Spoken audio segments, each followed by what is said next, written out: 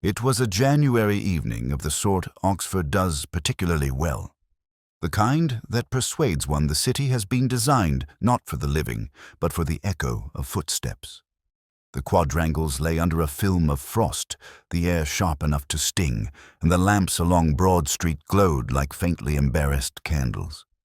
Students hurried past with scarves pulled high, their laughter muffled, leaving me to walk at a slower pace, a solitary figure moving from one pool of lamplight to the next. I've always found winter in Oxford to be a kind of rebuke. The spires seem more aloof, the cloisters more intent on their silence, as if each stone had resolved to outlive the trivialities of those who pass beneath. And yet I have often felt, perhaps foolishly, that such silence contains a memory of things spoken long ago. Arguments, confessions, lies. I took refuge in a pub near St. Giles, one of those establishments where the fire pretends to warmth but achieves only smoke, and where the regulars greet strangers with indifference rather than hostility. My whiskey was thin and unpersuasive, but it suited the evening. A newspaper lay abandoned on the next table, the crossword half completed. Out of habit, I glanced at it. One clue had been attempted, then scrawled out, "Truth revealed, 10 letters." The hand had offered confession, but the letters did not fit the squares. I stared at the vacant grid, the ink scored through with irritation, and wondered what word had been waiting unsolved. Lewis joined me some minutes later, his coat still dusted with frost. He stamped his feet and muttered about the cold before lowering himself opposite. He did not order a drink. Instead, he placed an envelope on the table, already creased with his handling. "A fellow at St. Anselm's has been found dead, sir. Edward Haldane, locked in his rooms. There's a note." I asked the obvious questions: when, how, why they thought it worth my attention. But Lewis's answers were spare. The porter had discovered him slumped at his desk, a bottle of whiskey half drained, a letter beside him that resembled a confession. The coroner inclined toward suicide, though the matter of the note made things less tidy. I lit a cigarette, ignoring the landlord's disapproving cough. "A confession," I repeated, though more to myself than to Lewis. The word carried the weight of that crossword clue. 10 letters, yes, but never neat in its meaning. I asked what Haldane had confessed to. Lewis shook his head. Nothing explicit. The note spoke of a crime long past, unnamed, but one he claimed could no longer be borne. It would have been easy to dismiss it as another academic folding under the weight of solitude and whiskey.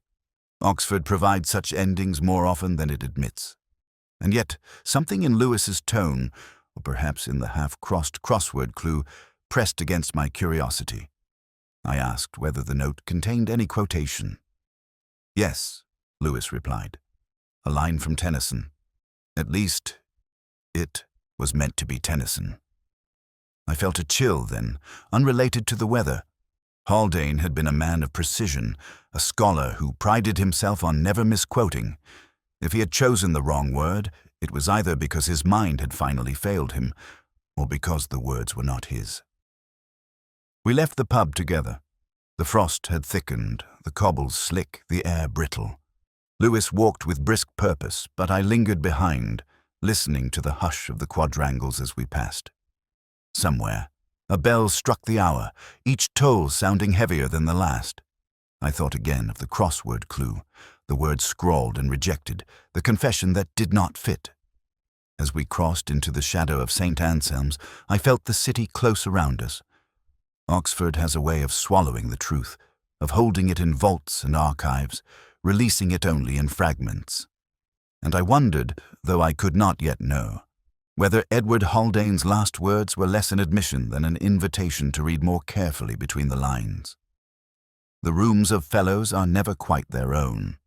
They belong to the centuries that have preceded them, to the oak beams that sag with memory, to the staircases that creak like reluctant confessors, to the curtains that have absorbed generations of pipe smoke and quiet despair. Edward Haldane's set at St. Anselm's was no exception. When Lewis and I climbed the staircase to the second floor, the air seemed to tighten, as though we were intruding not upon a crime scene, but upon the stubborn dignity of the college itself. The porter, a man whose loyalty was divided evenly between keys and secrets, fumbled with his explanations. He had found the door locked from within. He had fetched another fellow, and together they had forced it open. Haldane was slumped at the desk, head bowed, hand resting near a sheet of paper. A whiskey bottle stood half-drained, its companion glass marked by the residue of a single mouth.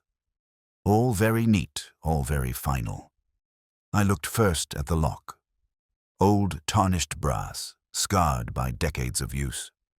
No sign of tampering. The windows were closed, the curtains drawn. A textbook suicide if textbooks could be written in whiskey stains. And yet something in the room disturbed me, not its disorder. There was very little of that. But the faint impression of staging, as though Haldane had tidied his despair too carefully. Lewis busied himself with practicalities. The doctor says it was the heart, sir. Too much whiskey, perhaps. Nothing violent. The note will be the key. He handed it to me with a formality he could not conceal. I read it slowly, twice. The paper bore a few lines only, written in the firm hand I knew to be Haldane's. I confess, it began as a crime committed 20 years ago. I cannot bear its weight any longer. The words trailed into a quotation. To strive, to seek, to find, and not to yield. Tennyson, of course. But wrong. The line in the poem ends with yield only once, and not in that rhythm. It was the kind of mistake no fellow of St. Anselm's, certainly not Haldane, whose lectures were pedantic to the point of cruelty, would have allowed himself. I set the note back on the desk and studied the ink. Dark, firm, unhesitating, and yet something jarred. The edges of the letters seemed too deliberate, as though copied rather than composed. The paper itself was thin, not the heavier stock Haldane preferred. A man's despair ought to leave its trace in hesitation, but this hand betrayed none. Lewis asked what I thought. I told him only that Haldane's death was not as tidy as it pretended to be. He frowned, glanced again at the locked door, and muttered that it looked tidy enough. The room itself spoke more eloquently. Books stacked with obsessive care, their spines unbroken. A Milton open on the desk, margins scribbled with references. The whiskey bottle was positioned not carelessly, but square to the edge. And beneath the ashtray, a coaster from the King's Arms, marked faintly by a crossword half solved. The clue that caught my eye. Sin concealed, 7 letters. Half the answer was filled. SECR dash dash. I traced the squares with my finger, considering. Secret. Yes. But the hand had stopped before finishing, as if interrupted. I lifted the Milton, searching the margins. One line was underlined twice. They also serve who only stand and wait. Haldane's own handwriting again, but here the pen pressed harder, the ink darker, almost angry. Lewis interrupted my reverie with a cough. He asked whether I believed Haldane had truly killed himself. I answered with a question of my own. Have you ever known a man to tidy his death so thoroughly that it leaves no untidy corner? Lewis had no reply, and neither in truth did I. As we left, I looked once more at the desk, the whiskey bottle, the false Tennyson, the half-solved crossword. It all seemed to whisper not of despair, but of orchestration, of a confession written for an audience rather than for the self. The staircase creaked beneath us as we descended, as though reluctant to release its secret. Outside, the quadrangle lay under frost, and the air tasted of stone and silence. Oxford, I thought, has always preferred its truths to arrive disguised as scholarship and its lies to masquerade as confession. Morning in a college quadrangle is deceptive. The bells toll, the chapel doors open, and the students drift toward lectures as if the world had never harbored a corpse. Yet beneath the frost on the cloisters, silence lingers, the kind that follows after prayers but before confessions. Lewis and I walked across the square of St. Anselm's, our shoes echoing against the flagstones, and I found myself irritated by the cheerfulness of the robins flitting between the gutters. Death, it seemed, had made little impression here. The senior tutor, Dr. Julian Crisp, met us beneath the arches. He carried his gown as though it were armor, his manner rehearsed to the point of elegance. Haldane, he told us, had been unsettled of late, erratic in his behavior, perhaps even paranoid. Crisp's voice held sympathy, but the eyes betrayed calculation. I have long distrusted men who speak too smoothly of others' failings. When I asked whether Haldane had mentioned the past, Crisp's mouth tightened. No, only vague allusions. His own work, Crisp assured us, had been entirely separate. We passed into the dining hall, long tables laid with the remnants of breakfast. The smell of coffee still clung to the air, mingling with the faint tang of old wood and polish. A portrait of some forgotten benefactor stared down at us with the expression of one unimpressed by our presence. Lewis questioned the staff with his usual patience. Nothing unusual, they said, save for the fact that Haldane had dined alone as he so often did. It was Margaret Ashcroft who drew my attention. The college bursar, severe in dress but not in intellect, received us in her office with its ledgers piled like battlements. She spoke efficiently, her voice cool, each answer weighed before release. Yes, she had known Haldane since their student days. Yes, he had become more withdrawn. No, she could not imagine him writing a confession. Her eyes, however, shifted ever so slightly when Lewis mentioned the vanished scholarship fund from the 70s. She adjusted her pen, though it had not needed adjusting. Silence can be as revealing as speech. I asked whether she had ever heard Haldane quote poetry incorrectly. She allowed herself the faintest smile. Edward prided himself on precision, Inspector. He would rather bite off his tongue than misquote. Her certainty was absolute, and it echoed the doubt that had already lodged within me. We lingered in the cloisters afterwards, Lewis remarking that Crisp and Ashcroft seemed straightforward enough. I told him that straightforwardness in Oxford was a performance, like a choir boy holding a perfect note while knowing he is flat. He looked at me sidelong, as if debating whether I was serious, then muttered something about my fondness for complications. Yet complication has always been the marrow of such places. The cloisters themselves seem to whisper it, the creak of stone, the drip of melting frost, the faint murmur of students passing. I lit a cigarette and thought of Haldane's note, the false Tennyson, the half-solved crossword. A man of precision had been surrounded by imprecision, and I have learned that such mismatches are never accidental. Before leaving, I paused at the chapel door. Inside, the pews smelled of candle wax and damp wood. A hymn book lay open, its spine cracked. I glanced at the page. "O God, our help in ages past." The words swam for a moment, heavy with irony. Ages past indeed. Oxford has never been skilled at forgetting. It only buries its secrets in footnotes and expects the rest of us to stop reading. As we stepped back into the quadrangle, a light drizzle had begun, blurring the outlines of the cloisters. Lewis muttered about the weather, but I barely heard him. I was listening instead for the silence that follows misquotation, for the hesitation in a bursar's hand, for the faint dissonance in a senior tutor's sympathy. Small details, perhaps, but details, I have learned, are where confessions begin. It is a peculiar habit of mine, though I make no apology for it, to assemble the dramatis personae of a case as if preparing to stage a play. Each has their lines rehearsed, their entrances and exits, their carefully polished masks. But behind every mask lies the fracture, the hesitation, the silence that reveals more than words. At St. Anselm's, 4 figures emerged from the half-light of suspicion, and each carried with them a past heavy enough to anchor a drowning man. Julian Crisp, the senior tutor, presented himself with the assurance of one who has survived too many committees to fear another.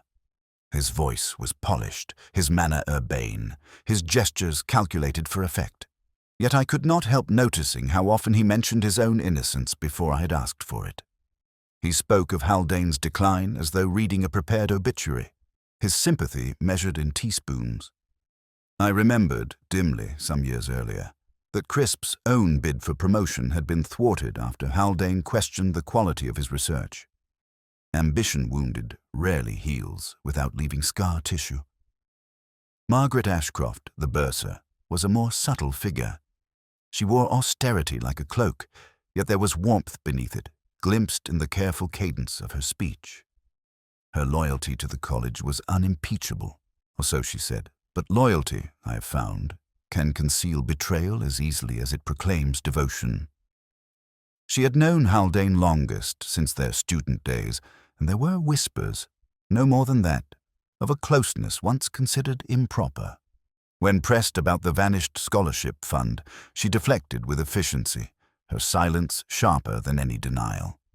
Simon Venn, the alumnus, returned and carried his grievances more openly. His career, once promising, had dissolved in drink and failed prospects, and he blamed the college for it. Haldane especially, whom he accused of marking him unfairly, of extinguishing his chances before they had even begun. He spoke with bitterness, his words rolling out like accusations rehearsed in solitude. Yet beneath the anger was despair, and despair can be more dangerous than hatred.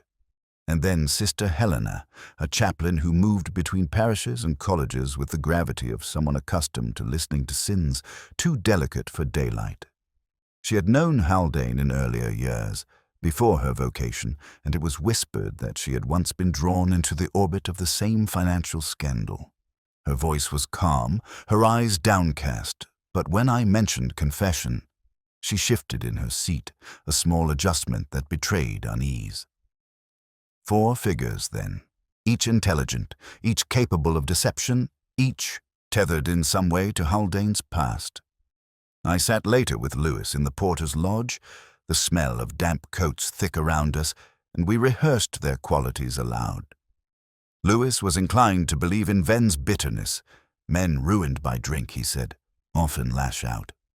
I countered that bitterness shouts too loudly to be guilty. True guilt whispers. He sighed, accustomed to my paradoxes, and returned to his notes.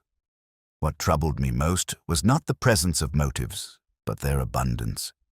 Each of them, Crisp with his thwarted ambition, Ashcroft with her silence, Venn with his resentment, Helena with her unease, could have reason to silence a man who threatened to resurrect the past. And yet the note, the so-called confession, hovered over them all like a shadow, false in its quotation, deliberate in its error. Whose hand, I wondered, had chosen to misquote Tennyson? That evening I unfolded the crossword once more. A clue caught me. Stage of play, 4 letters. I wrote ACTS, erased it, wrote SCEN, and smiled grimly at the coincidence. For indeed, it felt as though I were watching a play unfold in the quadrangles of St. Anselm's, each suspect rehearsing lines, each concealing the forgotten script of 20 years ago. The frost had thickened by the time I left the lodge, the cloisters white beneath the lamps. I thought then, not for the first time, that Oxford is less a city than a theatre, its tragedies staged in libraries and dining halls, its comedies in common rooms. And somewhere among these players, Edward Haldane had spoken his last line, or had it spoken for him. I persuaded myself for a time that Julian Crisp was the author of it all. He fitted the role too neatly, and I was foolish enough to prefer neatness to truth. His smoothness irritated me, his smile contained too much rehearsal, and there was the old rivalry, the bruised pride of a man once denied advancement by Haldane's pen. Pride, I have long known, is the most combustible of motives. I sought him out in his study, a room lined with books that looked as though they had never been opened, their spines polished more by dusting than by touch. He welcomed me with a courteous flourish of his gown, offering sherry that I declined. He spoke at length of the college, of its finances, of his devotion to its traditions. I let him talk, waiting for the slip. It came, or so I thought, when he attempted to quote from Milton. The words tripped, altered subtly, enough to catch my eye. I thought then of Haldane's misquoted Tennyson, and in my eagerness I bound the two errors together, weaving a theory of forged confessions and scholarly vanity. Crisp described Haldane as unstable, a man consumed by paranoia in his final days. He smiled sympathetically as he said it, though his fingers drummed against the arm of his chair, impatient with his own restraint. I asked whether he had attended high table the night of the death. He confirmed it with a faintly theatrical sigh, producing the menu card as though it were evidence of piety. Roast pheasant, he added, with the tone of a man recalling scripture. I wanted to believe he had left early, that the timing left room for guilt. My mind supplied the gaps. It always does when seduced by elegance. Lewis, of course, was less persuaded. He had the patience to verify the details, and he returned later with the news that Crisp's presence had been noted throughout the dinner, not only by fellows but by waiters who remembered his requests with exasperation. The alibi was tedious but solid. The Milton misstep might have been nothing more than a slip of memory, the kind we all make when distracted by performance. I sat that evening with the crossword. A clue lingered. False conclusion, 5 letters. I wrote Guess, erased it, wrote Error. Neither satisfied. I left it blank, the emptiness more accurate than my theories. For indeed, my pursuit of Crisp was exactly that. A guess dressed in conviction, an error disguised as deduction. And yet, even as the case against him dissolved, I could not quite free myself of suspicion. His smoothness was too polished, his sympathy too brittle. It may be that guilt was absent, but concealment of some kind surely remained. In Oxford, innocence and deception walk hand in hand, and one can never be sure which is which until the final curtain. I poured a whiskey and read Haldane's supposed confession again. The pen strokes grew no less deliberate, the misquotation no less false. If Crisp had not written it, then who had? And why choose to misremember a poet so precisely? I thought then of Margaret Ashcroft's cool silences, of Simon Venn's bitterness, of Sister Helena's evasions. The circle had not narrowed. It had only widened. Lewis remarked, not unkindly, that I had been too quick to accuse. I told him that speed is sometimes the enemy of truth, though slowness is no guarantee of it either. He grinned at that, shaking his head, and returned to his pint. The night pressed against the window as I sat in my rooms, listening to the drip of thawing frost from the eaves. The city seemed to breathe in long, cold sighs. I conceded, reluctantly, that Crisp was not my culprit, but the false thread, though broken, left its fibers clinging to my fingers, reminding me that the pattern of this case would not be woven so simply. The Bodleian has always struck me as more sepulchre than library. Its silence is not the silence of peace, but of vigil, as though the books themselves were guarding their contents with suspicion. I spent a long afternoon among its oak tables and dust, following Haldane's trail through the volumes he had marked, hoping that marginalia might speak more honestly than men. The assistant brought me a stack with the reluctance of one who suspects inquiry is contagious. Milton, Tennyson, and a scattering of obscure histories of the college. The smell of vellum and old glue clung to the air. I opened the first and found, in the margin, Haldane's hand, sharp and angular. He had underlined passages not for their beauty but for their bitterness. One phrase caught my eye. Justice delayed is justice denied. It was circled twice, as though the words had wounded him. In another book, a volume of Milton's sonnets, a page was uneven at the edge. I ran my finger along it and found that a leaf had been torn away, not recently, but long enough ago that the fibers were yellowed. Between the pages, pressed thin, lay a fragment no larger than a postcard. A diary page, unsigned, written in a hurried scrawl. The ink had faded, but I could make out the words: betrayal, funds hidden, Edward silent, The rest was blurred, as though water had washed the ink into shadows. I turned it under the light, reading the lines again. The page spoke of a scandal long rumored, the vanished scholarship fund of the 70s. No one had ever proved what became of the money. Haldane's name was there, but not as a thief, rather as witness, perhaps as shield.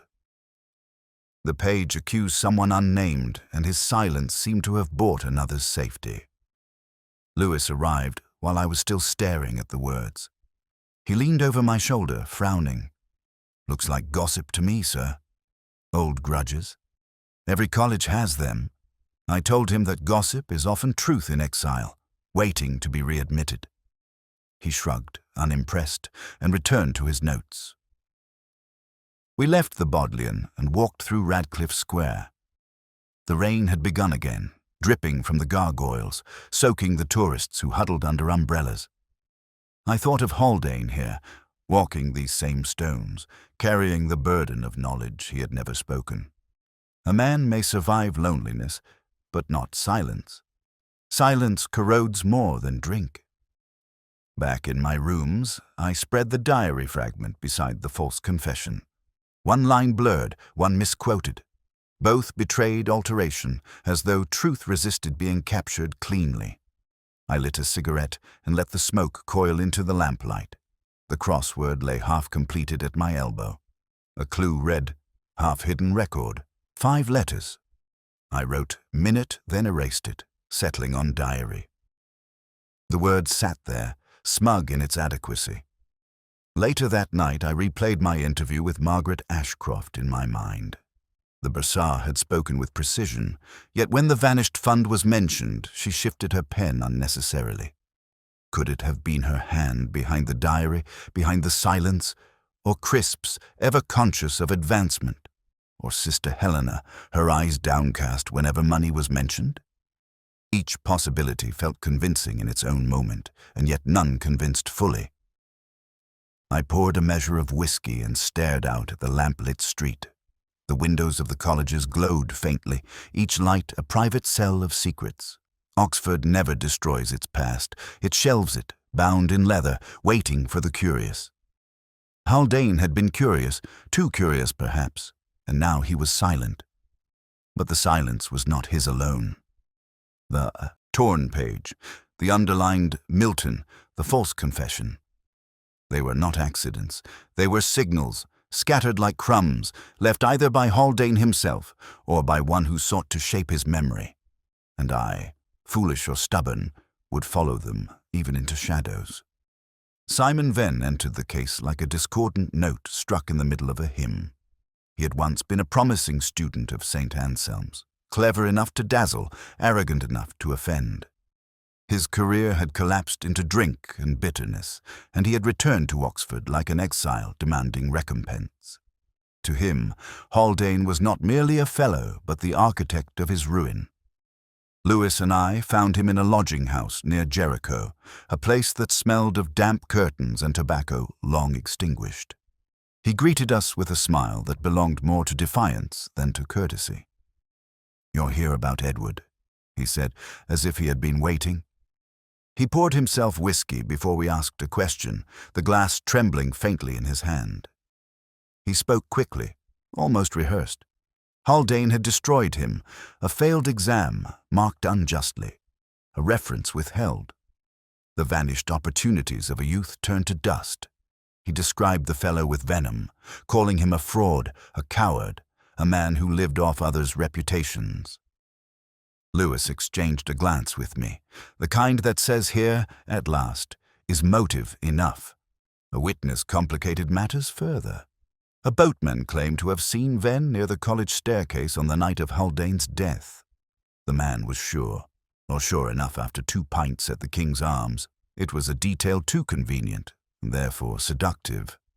I imagined Venn stumbling back through the cloisters, anger sharpened by whiskey, confronting Haldane, forging the confession with a drunken flourish. It fit neatly. Too neatly. I pressed him gently about his whereabouts that night. He claimed to have been in London, at a bar where anonymity was easy to buy. I doubted it until Lewis, ever diligent, returned with receipts and CCTV to prove it. There he was, slouched at a counter miles away, his bitterness loud but harmless. Another red herring, then. Yet even false suspects leave their scent. Ven's rage was genuine, the kind of festering anger that corrodes from within. But anger alone had not written the false Tennyson nor torn pages from Milton. His hand trembled too much for forgery. His bitterness was too noisy to commit so quiet a murder. That evening I sat with the crossword. A clue stared back. Deceptive clue. 9 letters. I wrote red herring and underlined it with unnecessary force. I thought of Ven's glass, his trembling hand, his grievances rehearsed until they sounded almost true.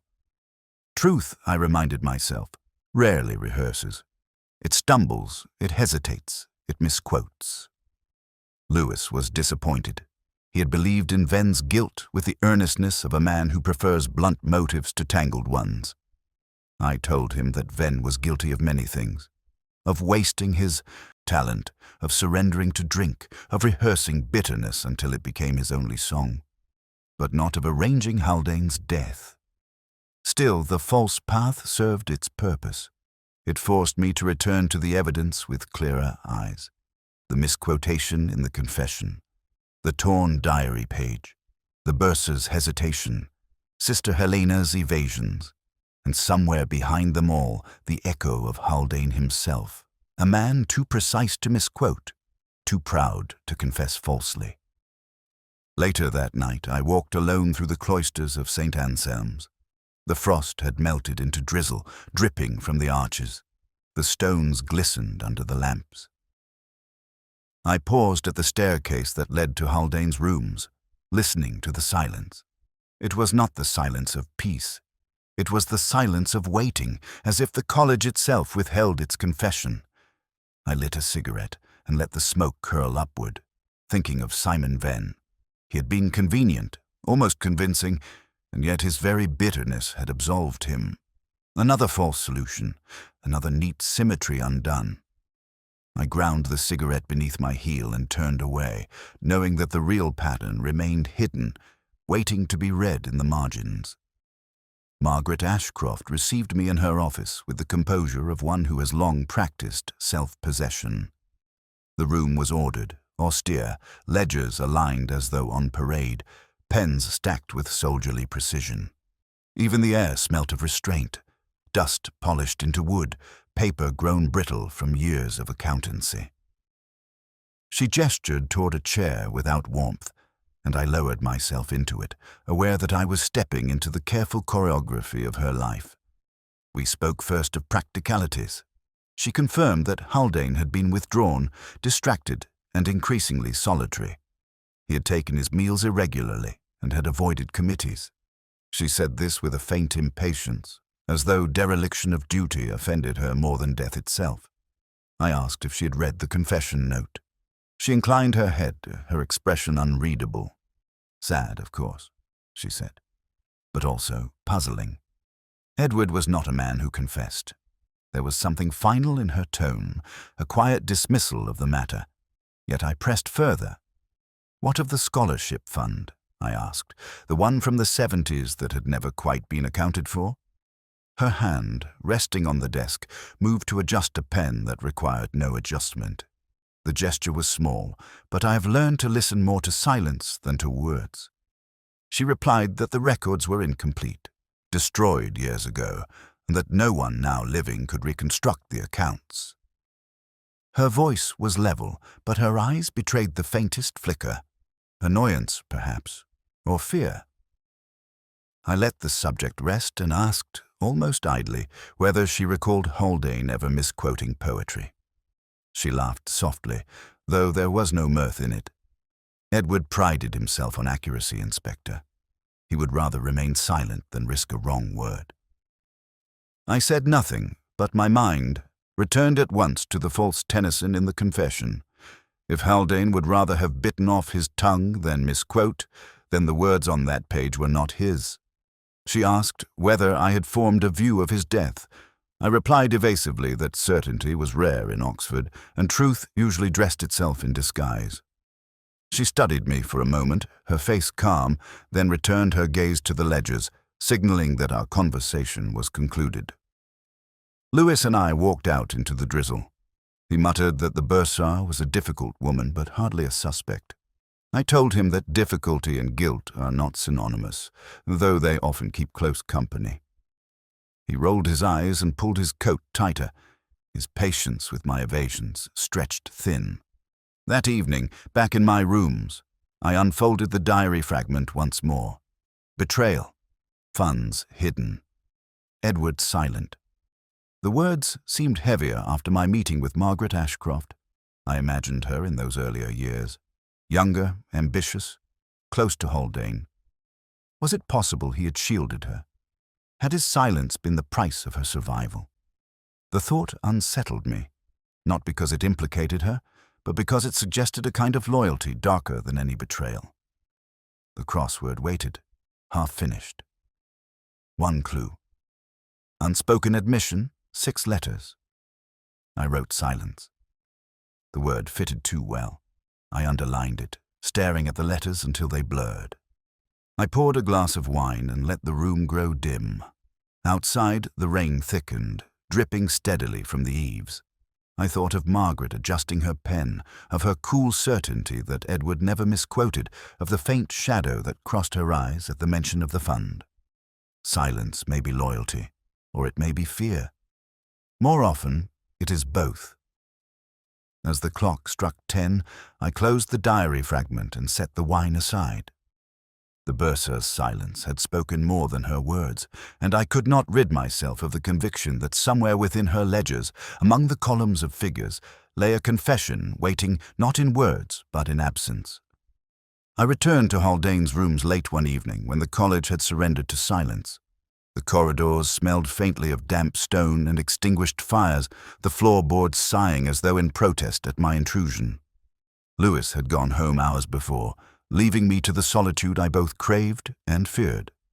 I carried with me the so-called confession, the torn diary page, and a small conviction that neither had yet given up all their meaning.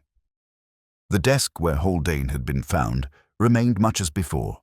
Whiskey bottle, square to the edge, books arranged with pedantic care. I sat where he had sat, letting the lamplight fall over his papers. I read the note again, aloud this time, listening to the cadence. I confessed to a crime committed 20 years ago. The words were too plain for a man like Haldane, whose prose in even the most trivial letters had been baroque. And then the misquoted Tennyson, its rhythm jarring in my ear. It was not despair speaking, it was mimicry. I spread out his notebooks, each filled with marginalia so precise it bordered on obsession. He had underlined lines, circled dates, and drawn arrows between pages. In one volume of Milton, I noticed something peculiar.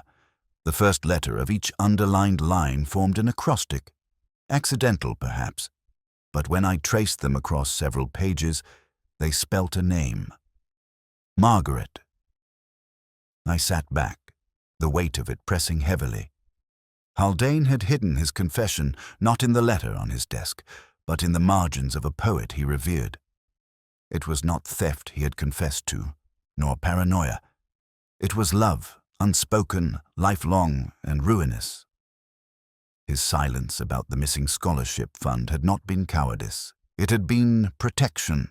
He had shielded Margaret Ashcroft, bearing the suspicion himself, and the fabricated note on his desk, the false Tennyson, the tidy staging, that was someone else's work, crafted to make his death appear a guilty man's end. I poured myself a measure of his whiskey, half in tribute, half in despair. The taste was harsh, ungrateful. I thought of Margaret, her cool silence, her certainty that he never misquoted. She had been right. He did not. But someone else had, and in that false line of poetry lay the mark of another hand. The acrostic was clumsy, too obvious once seen. Perhaps he had wanted it discovered. Perhaps he had tired of silence and chosen to whisper his secret through Milton, trusting that someone would read carefully enough. The diary fragment, too, now made sense. Edward, silent. Yes, silent not of guilt, but of love. I carried the book back to my rooms. The night air was sharp, the quadrangle deserted, the lamps shimmering faintly in drizzle. In my study, I laid the Milton beside the crossword. A clue awaited. Coded admission, 7 letters. I wrote ACROSTIC, the letters fitting neatly into their squares, and felt a grim satisfaction. And yet satisfaction was not the word. For what did this discovery yield except a greater sadness? Haldane had carried another's burden for decades, his silence mistaken for guilt, his precision undone by a forgery. A man's life reduced to a single false note. I lit a cigarette and stared at the smoke curling upward. Somewhere in the city, Margaret Ashcroft sat at her ledgers, her silence intact. Somewhere, Sister Helena recited prayers that did not absolve. Somewhere, Julian Crisp polished his sentences for an audience that cared little for truth. And Simon Venn, drunk in Jericho, rehearsed his bitterness yet again. Each carried their own burden, but only Haldane had turned his into an elegy. I closed the Milton gently, as though it were fragile. The hidden confession was not the false letter, but the quiet devotion etched in margins, waiting for eyes willing to see. It was love, of a kind Oxford never forgives, buried beneath frost, dust, and silence. I asked Margaret Ashcroft to see me in her rooms. It was late afternoon, the light already fading into that grey half-hour Oxford does so well when lamps glow too early and the quadrangles resemble cloisters of smoke. She greeted me with composure, ushering me past a desk of ledgers into a room whose silence seemed curated. The fire burned evenly, the curtains drawn. I placed the Milton volume on her desk. She glanced at it, then at me, her eyes sharp but calm. I told her I had been reading Haldane's notes. I traced the underlined lines with my finger, spelling aloud the letters. Margaret. A pause followed, the kind that lengthens not from shock but from inevitability. At last, she said very softly, Edward was a loyal man. Too loyal, perhaps. I asked whether loyalty was the right word for silence that condemns. She shook her head, her gaze turning to the fire. You don't understand, Inspector. He wanted to protect me. He always did, even when it ruined him. Her voice was steady, yet beneath it I heard the tremor of long-buried memory. I pressed gently. The scholarship fund, the money that disappeared. She closed her eyes. It was mismanaged and poorly accounted. I was young, reckless, careless. Edward discovered it, and instead of exposing me, he shielded me. He allowed suspicion to fall on himself. I told her the false confession could not have been his. The misquoted Tennyson alone proved that. Her hands tightened on the arm of her chair. No, she said. It was mine. She rose then, walking slowly to the window, her back to me. I wrote it after he died. I thought if the world believed he had confessed, it would end there. No more questions, no more whispers about funds, no more stains on the college. Her tone was not defensive, but weary. I did it for him because he had already borne so much. I asked whether she realized what such a forgery implied, that she had turned his silence into an accusation, his devotion into guilt. She turned, her face pale, her eyes luminous with something between sorrow and defiance.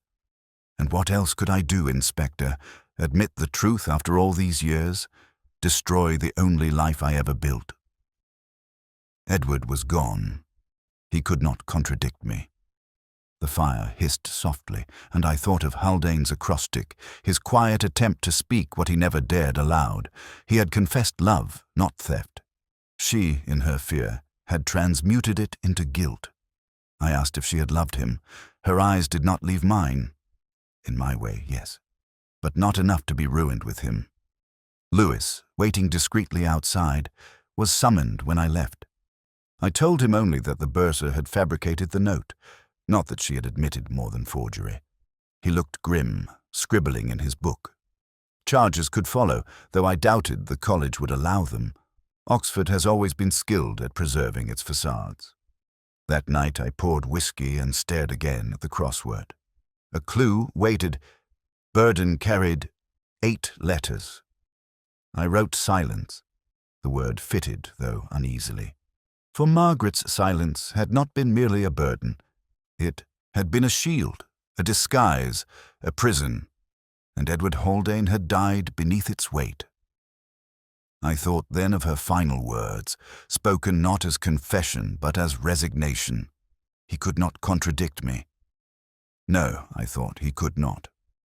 But he had tried, in the margins of Milton, in the half-hidden letters that spelt her name.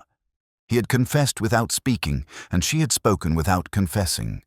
Between them lay a tragedy of omission, and I, foolish reader of puzzles, had been left to decipher it.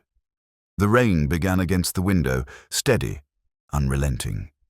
Oxford dissolved into a blur.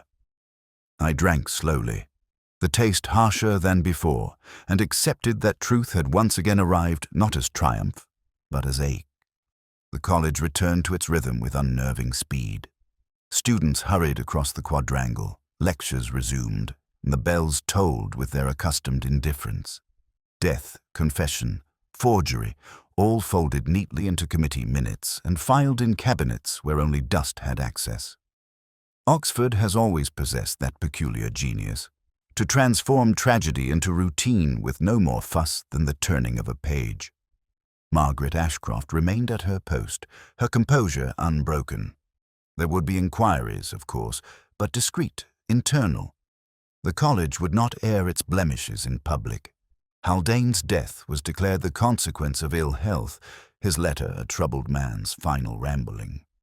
The acrostic, the diary page, the forgery. None of it would find daylight. Truth had once again been catalogued under silence. Lewis and I walked once more along the towpath where Haldane had ended. The river moved sluggishly, bloated by recent rain. He asked whether I thought justice had been done. I told him that justice is rarely done.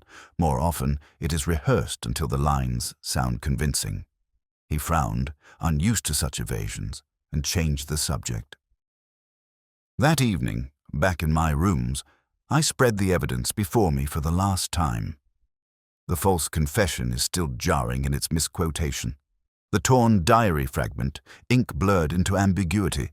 The Milton volume, its margins whispering Margaret. Each is a fragment of truth, each corrupted by fear, loyalty, or pride. Haldane had shielded her, and she had repaid him with silence so heavy it became accusation. I poured a glass of wine and opened the crossword. The final clue sat waiting. Unspoken truth, 5 letters. I tried secret, but the squares resisted. I tried silent, lacking its final letter, and left it unfinished. The incompleteness felt more accurate than any solution. Some truths resist spelling out. They survive only in fragments, like a verse misremembered. The rain tapped steadily at the window. I thought of Haldane, a man precise to the point of cruelty, undone not by error, but by devotion. I thought of Margaret, her gaze steady even as she admitted to forging his words. And I thought of myself, tracing their silences through libraries and cloisters, pretending that puzzles once solved can yield peace. I stepped outside for a walk. The quadrangles glistened under the lamps, their stones slick with rain. The air smelt of damp earth and extinguished candles. In the chapel, unseen voices rehearsed a hymn, their notes faint and irregular, drifting through the arches like ghosts. I paused beneath the cloisters, listening. The music did not comfort. It reminded me only that Oxford carries its sorrows in song, softening them until they resemble prayer. When I returned, the wine stood half-finished, the crossword still incomplete. I lit a cigarette and watched the smoke rise, curling against the lamplight. It seemed fitting that the case ended not with revelation, but with residue. The residue of silence, of unspoken love, of truths altered to survive. I thought again of Haldane's acrostic, not a confession of guilt, but a confession of devotion. His hidden admission had been love, and it had destroyed him as surely as theft or betrayal might have. Love, silence, misquotation. These had been the real culprits, and none could be summoned to trial. Outside, the rain thickened, washing the cobblestones until they shone like mirrors. I finished the wine and let the room darken. And in that quiet, I understood that Oxford never confesses. It only whispers and expects the rest of us to listen carefully enough.